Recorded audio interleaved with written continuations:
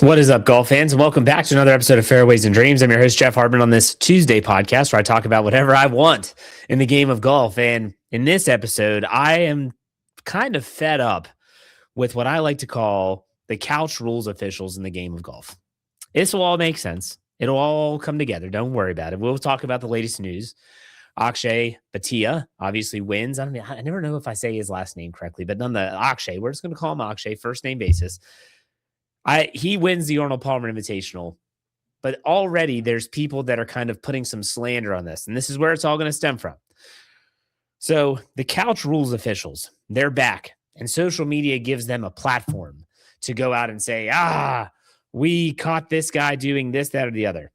So I did some research because this isn't the first time, and I totally forgot that in 2017, the PGA Tour, the LPGA, the PGA of America, they put a rule into place that stopped fans from being able to call in, send video, whatever, of rules violations and then having them being imposed on the player.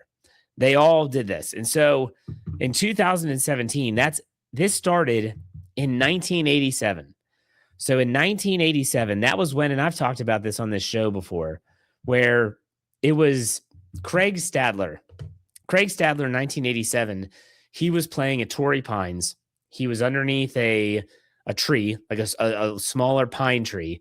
He put a towel down because it was muddy. He knelt down, played his ball out. And then it was like the next day, he ends up finishing second in the tournament. This all happens after the tournament completes. So this person calls in, talks to some, I guess, television producer, and they say, I just want you to know that Craig Stadler broke the rules. The Walrus broke the rules in 1987. And they're like, well, what are you referring to? And it was that he improved his lie by putting that towel down. It didn't impact anything with the swing or the contact with the ball. But this caller said he broke a rule. So they look back at the rule, they look back at everything, and they say, you know what? He's right. Craig Stadler was assessed a 2-stroke penalty and that for signing it. And then obviously he was disqualified for signing an incorrect scorecard. So he doesn't get that second place finish, or at least a top 5. I don't say second. I don't take that as gospel, but still that's expunged from his PGA Tour record. It's crazy.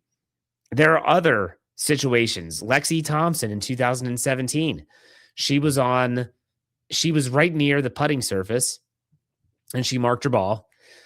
Come to find out, because some of these courses, it can be the fringe in the putting surface can be very difficult to understand. And even though it should be simple, someone called her out on it.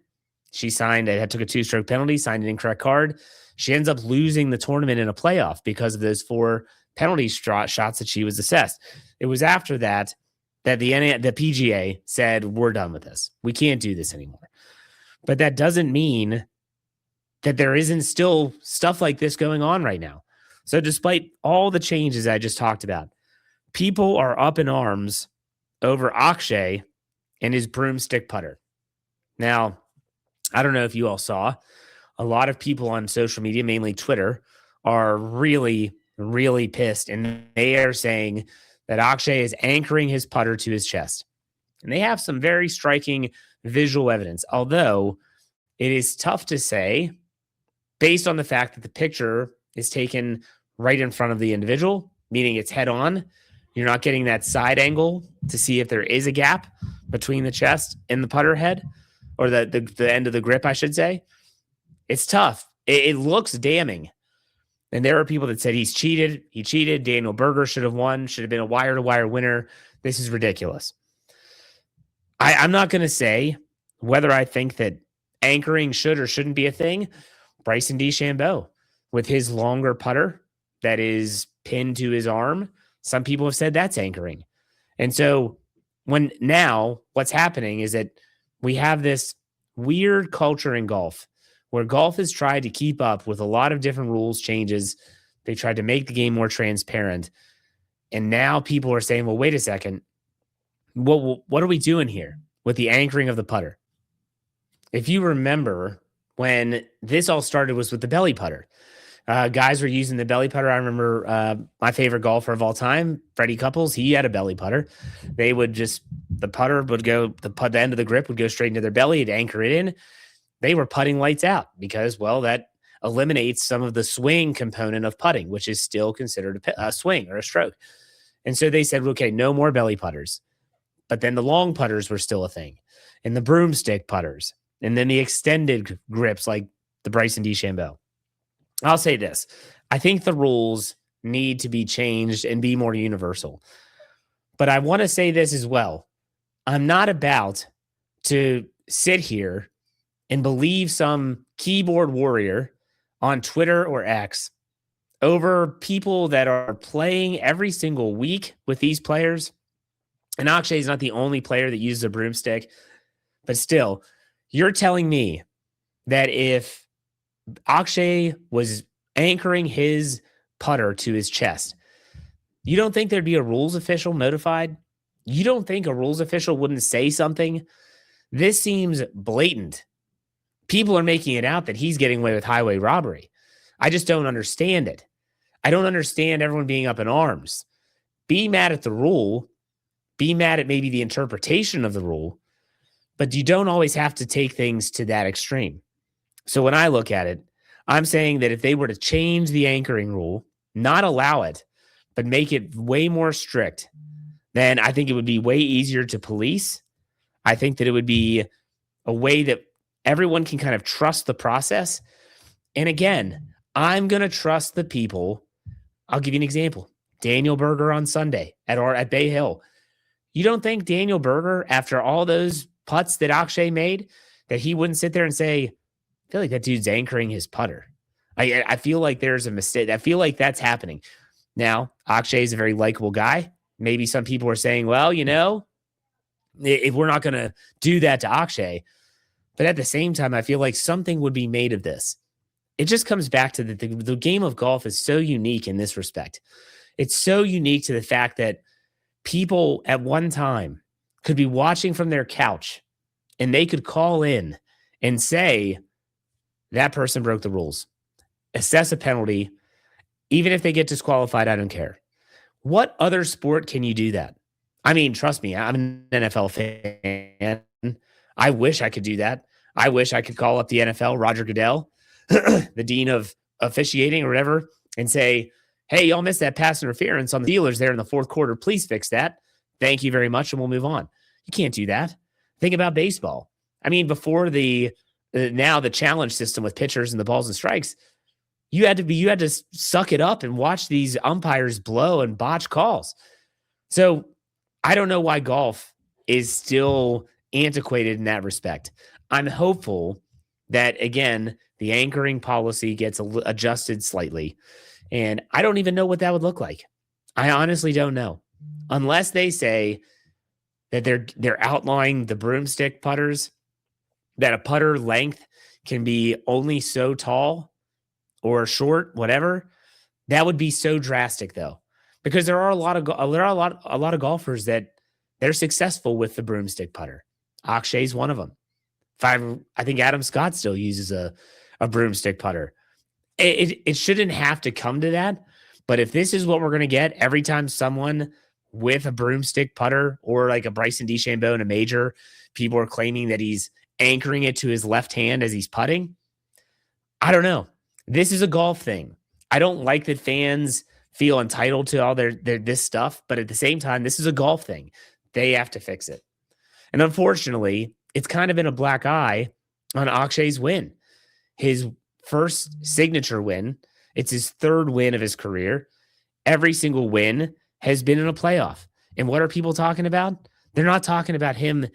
I mean, his ability to come back and his ball striking, not off the tee, but from his iron game, short game putting was out of this world. They're not talking about that on social media. And this is just social media. They're talking about, did he or didn't he anchor his putter? Fix it, please. Fix it so that when something like this happens, we're not talking the wrong thing. Fix it so we are talking about what we should be talking about. And that is Akshay's third PGA Tour victory, a signature win, dramatic fashion, playoff, all of it. That's what I want. So fix it, PGA Tour, fix it. All right, let's get to the latest news in golf.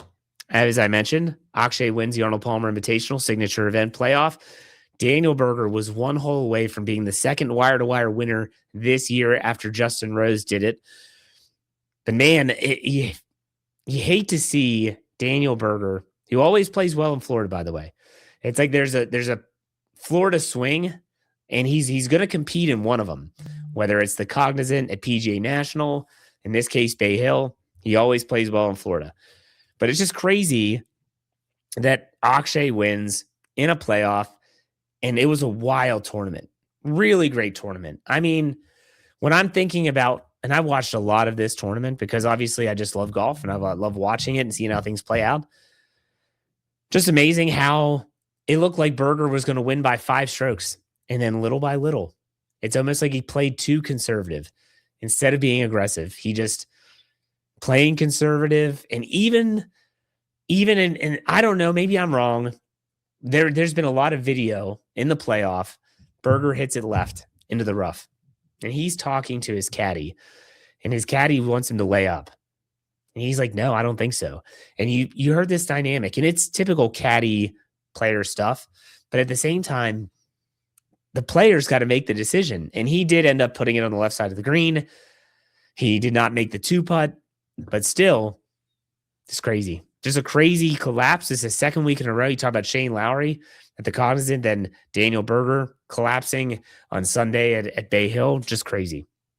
I will be honest. Anyone else surprised by the fan support of Akshay? It kind of felt like Akshay's army, Arnie's army. It's Arnold Palmer's course. There were people that were cheering Daniel Berger misses. There were people that were, it was vocal in the pro Akshay category, which is pretty crazy, which is really, really crazy. All right. The next topic here is what's up with Scottie Scheffler. I don't know what's up with Scottie Scheffler. Scottie Scheffler, the last probably 3 tournaments that since his American Express victory, he's been everything but what we're used to seeing. He has not been consistent. And when you think about Scottie's game, when he's playing well, what is he doing? Hitting fairways, using the best part of his game, his iron play, and then he's putting well.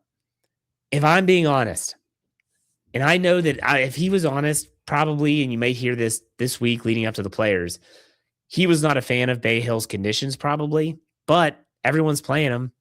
You deal with it. But one thing I noticed, though, is that his driver's getting him in trouble. That's nothing new. What's been the most surprising is Scottie's inability to be dialed in with his irons. He's normally a guy that's able to, if you're saying it's 176, I'm hitting it 176. I might be pin high right or left, but I'm hitting it 176. This year, early in the season, I've seen him airmail greens more than I have the last 3 years combined. I'm talking airmail greens. Where you're like, what in the heck is going on? This is Scottie Scheffler. He is considered the best ball striker, the most consistent golfer. What is going on? And now you throw in the driver miscues, which continue to be a plague to him. You throw in missed putts, and you're thinking, this is incredible. This is incredible what we're seeing out of Scottie Scheffler. Now, do I think that Scottie Scheffler is done? Do I think that he is kind of taken out to pasture, that maybe the last 3 years was just nothing but a fluke? No, I don't. Do I think that Scottie's got to figure some things out? I do. Am I a little worried about my early prediction last year after Rory McIlroy won the Masters that Scottie will win it in 2026? I am. I'm a little worried. So I don't know what's going on with Scottie. I hope that he plays better at the Players. We'll talk about that tomorrow on the press podcast, but I don't know if I can take him right now. He's just, gosh, he hit a ball into a tree and it got stuck. That's incredible. He had to go back and re-tee it. They put palm trees in the middle of a bunker. He hits it and gets stuck. I don't know. So speaking of the Players Championship, Rory McIlroy is the defending champion. He is dealing with a back issue. He withdrew from the Arnold Palmer right before the 3rd round, I do believe. We'll talk about that tomorrow. And according to reports as of Monday, is that his back has been a little bit more of an issue than he expected. And so it's a situation where he's not even getting to Ponte Vedra until Wednesday, I believe. Now, to give you an idea, most of these golfers, they look at it and say, well, you know what? We're going to get there. We're going to work on the greens. We're going to hit the ground running. He's not getting there till Wednesday. Now, I don't know that. I don't think Rory has to be there or anything like that. But at the same time, you're looking at it and saying, okay, maybe we should think about hedging away from Rory this week with a back issue. I don't know. I'll tell you what was really cool, and we'll keep you up to date again tomorrow with the press podcast. This came out. The PGA Tour is partnering with the NFL Films on what they're calling Chasing Sunday. It's a Hard Knock style original production. So here is the release. It says Chasing Sunday. PGA Tour Studios and NFL Films are partnering on an original production modeled after the successful Hard Knock series in the NFL that will give fans an inside look at the players through unprecedented week-long access to stars in the field who have agreed to be mic'd up before and during the competition. A teaser trailer for the all-access showcase on the tour's flagship event will air on Championship Sunday across PGA Tour and NFL channels, featuring the complete roster of participating stars. Fans should stay tuned to PGA Tour channels on Sunday morning, March 15th, for an even more exciting updates from PGA Tour Studios. I get all geeked up for that stuff. I love it. You know, people talk about the Netflix documentary, Full Swing. If you've never watched a Hard Knocks, whether it's training camp, whether it's in season, whether it's off season, it is unbelievably compelling television because you are seeing the inner workings of this entity. In this case, we're talking about the National Football League. And so you get to know these players. I will be really curious who signs up to be mic'd. You know, is it going to be Jordan Spieth? Or is Scotty Scheffler going to be mic'd up? Give me Shane Lowry on a mic. That's what I want. He curses up a storm. This is a great move. And this is obviously the CEO that came from the NFL. He's getting the game of golf out to the public is job number one. Getting people to the game of golf is obviously by getting people to be invested in the players. That's what's different about golf.